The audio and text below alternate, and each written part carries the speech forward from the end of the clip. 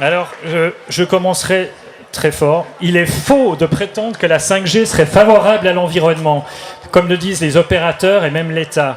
Simplement sous prétexte que l'efficacité énergétique du protocole 5G serait meilleure que celui de la 4G et que, d'ailleurs, ces antennes émettraient moins parce qu'elles seront souvent en mode veille.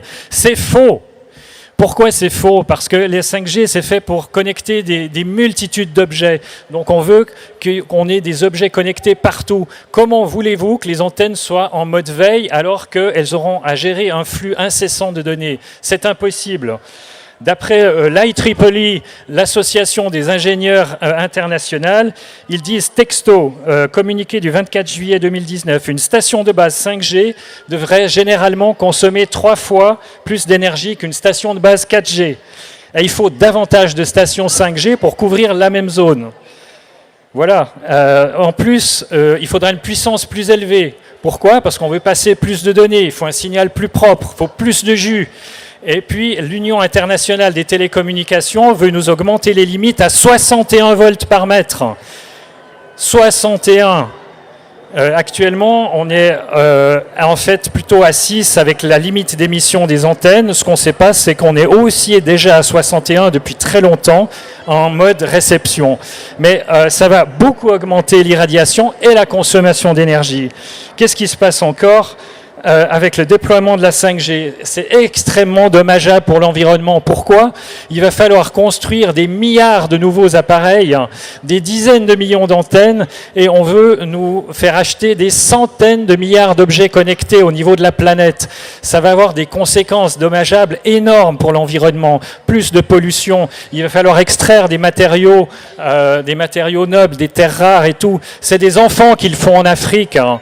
C'est un scandale humanitaire. C'est des esclaves, ces enfants. Et ça, on n'y pense pas. Et puis ces milliards d'objets, tous ces milliards d'objets, qu'est-ce qu'ils vont devenir dans moins de 10 ans? Des déchets électroniques que nous ne savons déjà pas gérer. Regardez les montagnes de déchets que reçoivent souvent des pays en voie de développement parce qu'on les exporte. Nous, on ne sait pas qu'en faire. Eux, ils le savent encore moins. Donc, qu'est-ce qu'on va faire? On nous dit que la 5G va aider à la gestion des déchets, mais elle va en produire davantage. Cherchez l'erreur.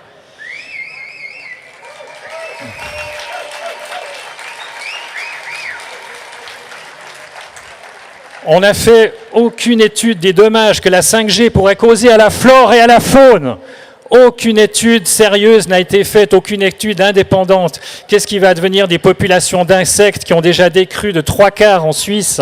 Les populations d'oiseaux et d'autres animaux sont également concernés. On n'en tient aucun compte, comme si on était seul sur Terre. Et en ville,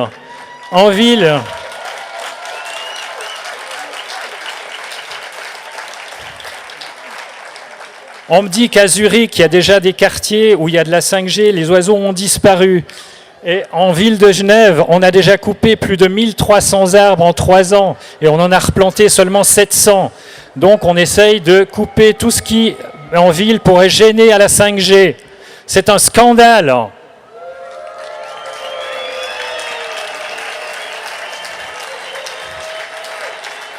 Et autre chose encore, avec tous ces objets connectés, ça va générer une quantité de données monstrueuses. Vos données privées, elles vont transiter dans des multitudes de serveurs qu'il faudra alimenter, qui vont consommer une énergie fantastique.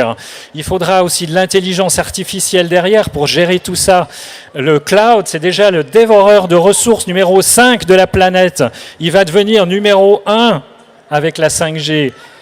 Et ça, on n'en parle pas non plus. Et avec l'intelligence artificielle, qu'est-ce qui va se passer? On va vivre dans une société automatisée, robotisée. On va nous enfermer dans des smart cities avec des voitures automatiques où tout sera automatisé. On sera surveillé, nos données seront partagées. Il y aura un accroissement de l'hyperconnectivité, de la cyberdépendance qui est déjà dramatique. Une dictature de l'intelligence artificielle, une perte d'autonomie de l'humain en général. Et aussi des problèmes de santé, bien sûr, en vivant dans un micro-ondes géant, qu'est-ce qui va se passer? On aura plus de problèmes de santé. Les gens vont devenir intolérants aux ondes, encore plus, il y en a déjà 10%. Et puis là, en plus, on nous parle qu'on va bientôt avoir des ondes millimétriques qui pointent le bout de leur nez. On nous dit maintenant, mais non, ça arrivera jamais, ou pas tout de suite. Mais déjà, ils préparent le terrain. On nous impose actuellement la 5G entre 3.5 et 3.8 GHz. On nous imposera aussi la 5G à 28 GHz si nous ne sommes pas vigilants. Et puis, c'est pas tout. On nous promet 20 000 satellites autour de la Terre pour nous envoyer des flux de données constants.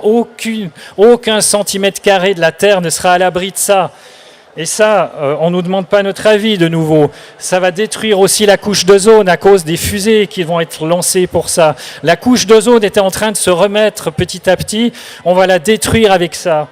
Il y a une consommation effrénée de ressources supplémentaires qui sera faite pour créer ces satellites. Et puis, bien sûr, une pollution supplémentaire de l'espace orbital. Qu'allons-nous faire ? Eh bien, nous allons lancer une initiative Stop 5G qui sera déposée avant fin octobre à la chancellerie fédérale, ici.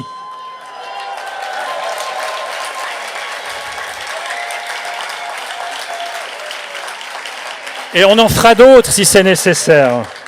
Laissez-moi encore juste vous dire le point de vue d'Aurélien Barraud, un astrophysicien français, qui dit « La 5G, le problème, c'est notre incapacité à dire ça suffit. Nous n'avons pas besoin, pas envie de cette débauche insensée. Nous refusons cette idée létale suivant laquelle tout ce qui est technologiquement possible doit être effectivement réalisé pour la jouissance mortifère de la consommation pure.